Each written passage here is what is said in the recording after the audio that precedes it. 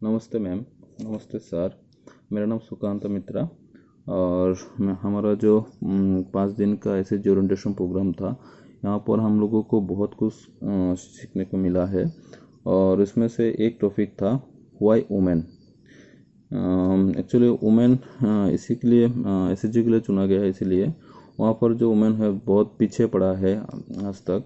तो उस दीदी लोगों को और दादा लोग के साथ में जो गैप है उसको इक्वलिटी करने के लिए हम कोशिश करेंगे।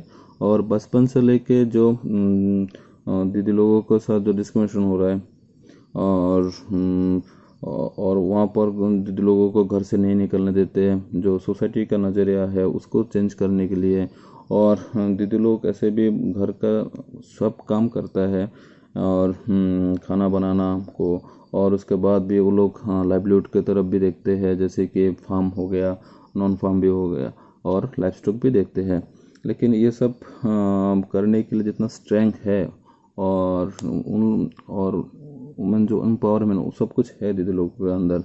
और दूसरी जगह में है जैसे कि हर दीदी लोग पार्टिसिपेशन और दीदी लोगों को जो अपॉर्चुनिटी और इक्वलिटी ये सब लाने के लिए हम कोशिश करेंगे। और हम आगे जाके ये कोशिश करेंगे फील्ड में दीदी लोग सब कुछ में उन लोगों को जो हक है अधिकार है वो दीदी लोगों को मिला। Thank you ma'am. ने सीखा है ग्रुप और टीम के बीच का अंतर। जैसे कि टीम जो है वो बहुत सारा लोगों को लेके बहुत सारा कॉम्प्लीमेंट्री स्किल को लेके एक साथ एक ही मिशन में एक ही गोल के साथ आगे बढ़ते हैं। मिशन कंप्लीट तो वो टीम का गोल भी पूरा हो गया, ऐसा ऐसे टीम चलते हैं। लेकिन ग्रुप में ऐसा नहीं है। ग्रुप में ये हमने सीखा कि हर इंडिविजुअल जो है वो मतलब एक कॉमन गोल के साथ आगे बढ़ते हैं, लोगों का कॉमन इंटरेस्ट के साथ आगे बढ़ते हैं। ग्रुप में इंटरेक्शन भी ज़्यादा होते हैं और ग्रुप जो है उसमें लोग अपना फीलिंग शेयर कर पाते हैं, रिलैक्स एटमॉस्फेयर भी फ्री होता है ग्रुप में। तो हम लोगों ने ये सीखा है कि ग्रुप कैसे टीम से बेहतर है और एसएचजी ग्रुप जो है सेल्फ हेल्प ग्रुप वो कैसे स्ट्रॉन्ग होता है टीम से। तो ये हम लोग फील्ड में जाके हम कैसे ग्रुप को फंक्शन कर, टास्क फंक्शन है, मेंटेनेंस फंक्शन है, हम लोग फील्ड में जाके वो इम्प्लीमेंट कर सकते हैं। कैसे मेंटेन करते हैं ग्रुप को, क्या क्या रोल है, नॉर्म्स है, वो एक साथ मिल के उनको अवेयर करके हम लोग एक ग्रुप को बहुत सारा स्ट्रॉन्ग बना सकते हैं, फ्यूचर में आगे ले जा सकते हैं। इससे हम लोगों को मतलब इस ओरिएंटेशन ट्रेनिंग में हम लोगों को बहुत सारा नॉलेज मिला है। तो वो नॉलेज हम लोग आगे जाके फील्ड में इम्प्लीमेंटेशन करेंगे। इन 5 दिनों के सेशन में हम लोग ये भी जान पाए ग्रुप और इसकी स्टेजेस के बारे में। हर ग्रुप में कोई भी ग्रुप हो उसमें 5 स्टेजेस होते ही होंगे। फॉर्मिंग, नॉर्मिंग, स्टॉर्मिंग, परफॉर्मिंग, फिर एडजॉर्मिंग। फॉर्मिंग का मतलब क्या होता है? फॉर्म जब हम ग्रुप बनाते हैं उसको फॉर्मिंग बोलते हैं। फिर होता है नॉर्मिंग, जब इस ग्रुप में कुछ लोग डिसएग्रीमेंट करते हैं, सब एक दूसरे को पसंद नहीं करते, कुछ लोग एक दूसरे को पसंद नहीं करते, इससे कुछ क्लैश हो जाता है। फिर होता है कि स्टॉर्मिंग। स्टॉर्मिंग का मतलब हो जाता है कि ये सब छोड़ के जब एक नियम पे आ जाते हैं, मतलब कि नहीं हम लोग ऐसे चलेंगे वैसे चलेंगे, इसको बोलते हैं स्टॉर्मिंग। फिर आता है परफॉर्मिंग। ये सब होने के बाद ये ग्रुप एकदम स्मूथली चलता है, जिसमें कोई प्रॉब्लम नहीं, सब एक्टिविटी में पार्ट करते हैं, सब लेन देन सब कुछ सही में चलता है, उसको बोलते हैं परफॉर्मिंग। तो ये होता है एडजॉर्मिंग। एडजॉर्मिंग मतलब इसके बाद एक टाइम आता है कि ग्रुप में कुछ प्रॉब्लम आ जाती है, फिर वो लोग अपना ग्रुप तोड़ देते हैं, इसको बोलते हैं एडजॉर्मिंग। हमारे एसएचजी में ये सारे स्टेजेस होते हैं, पर हमको देखना पड़ेगा कि ये सब परफॉर्मिंग तक ही सीमित रहे, एडजॉर्मिंग पे नहीं आए, क्योंकि एडजॉर्मिंग पे आने से ग्रुप टूट जाएगा। और परफॉर्मेंस तक चलने के लिए हमको उन ग्रुप का प्रॉब्लम जो है उसको समझना पड़ेगा, उसको एनालाइज करके उनका सल्यूशन देना पड़ेगा, फिर जाके ये ग्रुप परफॉर्मेंस तक ही चलेगा। और इसके बाद ये लोग मतलब जो स्टेजेस है इसमें होता है क्या, पहले इंडिपेंडेंट है, इसके बाद डिपेंडेंसी आ गई, फिर वो जाके इंडिपेंडेंट बन जाते हैं। एसएचजी का रोल कम्युनिटी लेवल में बहुत ज़्यादा होते हैं। मेनली एसएचजी का रोल 4 चीज़ों में डिपेंडेंट है। एक है म्यूचुअल हेल्प, सेकंड है वुमेन एम्पावरमेंट, थर्ड है फिनेंशियल इंटरमीडिएशन, फोर्थ है लाइवलीहुड प्रमोशन। इसके बारे में मैं थोड़ा सा बातचीत करना चाहता हूँ।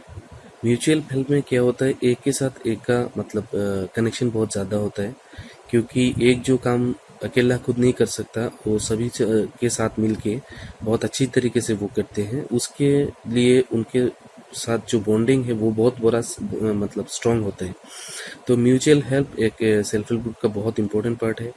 उसके बाद है वुमेन एम्पावरमेंट। यहाँ पर एक के साथ एक का बॉन्डिंग ज़्यादा होने से एम्पावरमेंट ज़्यादा होते हैं और एक का जो एक्सपीरियंस है दूसरे के साथ शेयर होते हैं, तो उसमें से एक के ऊपर कॉन्फिडेंस बिल्डअप बहुत ज़्यादा होते हैं और कैसे कोई फैसिलिटीज़ को कैसे अवेल किया जाए उसके बारे में बहुत सारे इश्यूज कम्युनिटी लेवल में वो बातचीत होते हैं। तो इसमें उन लोगों का एम्पावरमेंट बहुत ज़्यादा होते हैं और प्लस उसके उसका जो एनहेंसमेंट है मतलब इकोनॉमिक एनहेंसमेंट और क्वालिटी इम्प्रूवमेंट वो वुमेन एम्पावरमेंट में होते हैं।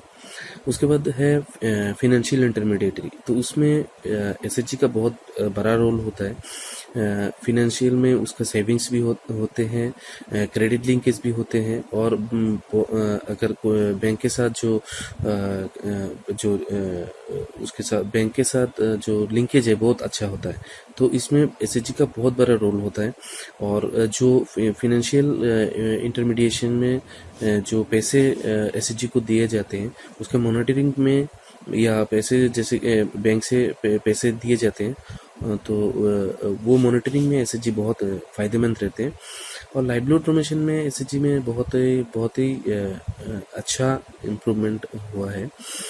लाइवलीहुड प्रमोशन में एसएचजी अपना खुद का एमसीबी बना सकते हैं, उसके ऊपर प्लानिंग कर सकते हैं और लाइवलीहुड कौन सा एग्जिस्टिंग जो है लाइवलीहुड उस पर वो ध्यान दे सकते हैं और नया वाला कुछ ट्रेनिंग जो मिलने के बाद वो नया इंटरवेंशन वो अपने खुद की तरफ से कर सकते हैं। तो ये चारों चीज़ों को मिला के एसएचजी अपना फील्ड में काम कर सकते हैं। ये एसएचजी का रोल है। धन्यवाद। Ma'am, good evening sir. I am पाइक्रेमो क्लस्टर कोऑर्डिनेटर ओमपी आरडी ब्लॉक। मैंने ये 5 दिन एसएचजी ओरिएंटेशन ट्रेनिंग से ये सीखा है कि एक एसएचजी को बेहतर अच्छा बनने के लिए 4 पिलर की ज़रूरत होता है। 4 पिलर में से आता है म्यूचुअल हेल्प। म्यूचुअल हेल्प में से होता है कि एक दूसरे को सुनना, एक दूसरे को सपोर्ट करना, एक दूसरे को बुरे टाइम पे अच्छा टाइम पे हेल्प करना। उसके बाद आता है फाइनेंशियल इंटरमीडिएशन। इसमें आता है कि सेविंग्स करना, क्रेडिट करना, बैंक के साथ लिंकेज करना और दूसरा फाइनेंशियल इंस्टीट्यूशन के साथ लिंकेज करना है। उसके बाद आता है एम्पावरमेंट। एम्पावरमेंट के में आता है कि अपना राइट्स को अवेयर होना।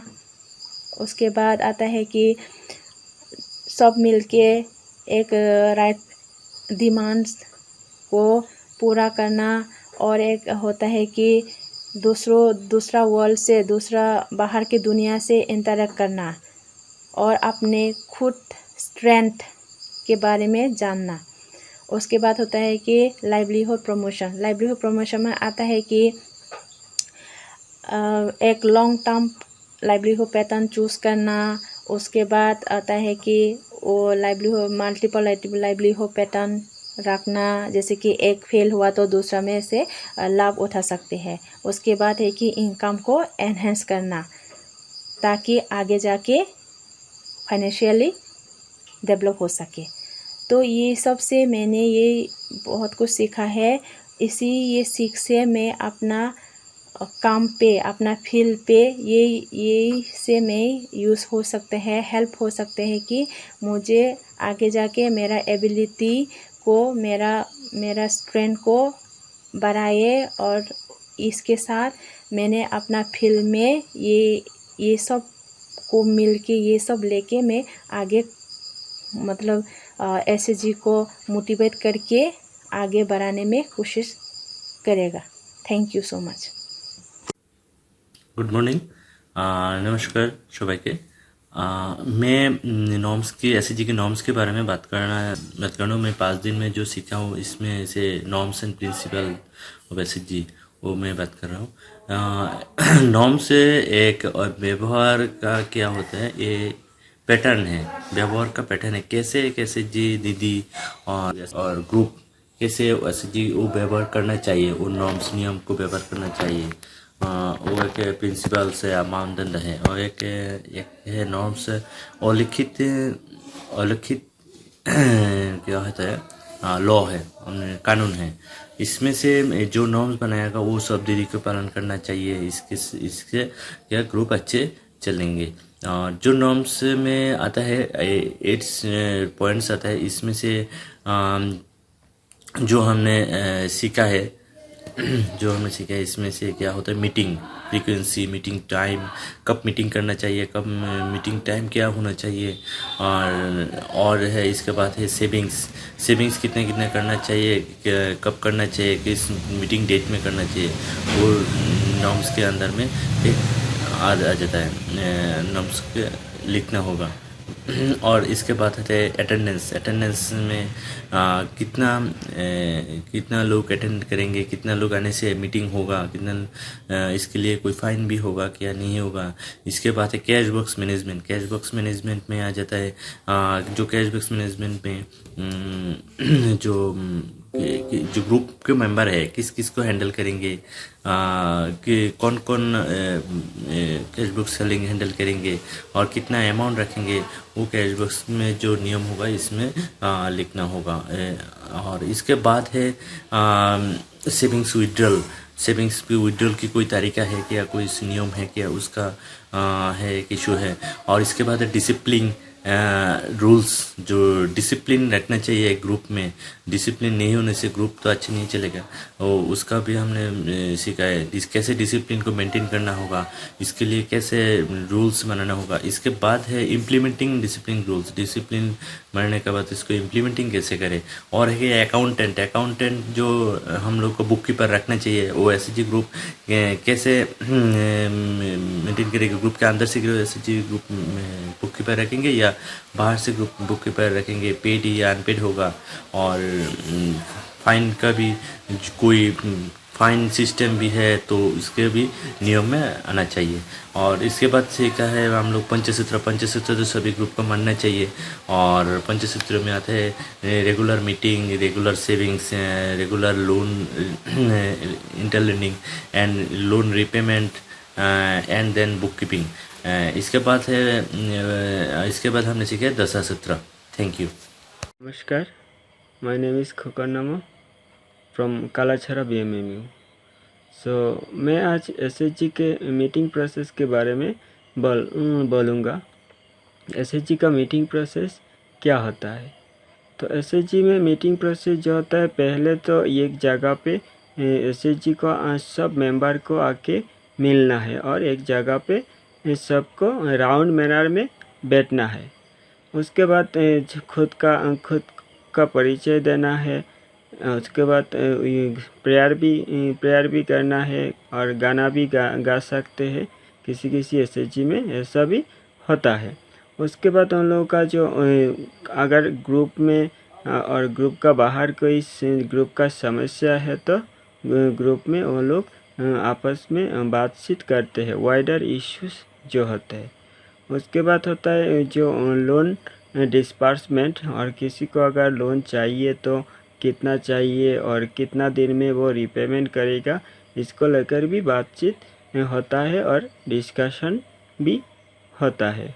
उसके बाद अगर किसी को लोन चाहिए तो बक्सा में इतना ज़्यादा रुपया नहीं है, तो उसको क्या करना चाहिए और उसको क्या बोलना चाहिए, ये भी हम लोगों को सीखने को मिला है ड्यूरिंग SHG's ओरिएंटेशन में।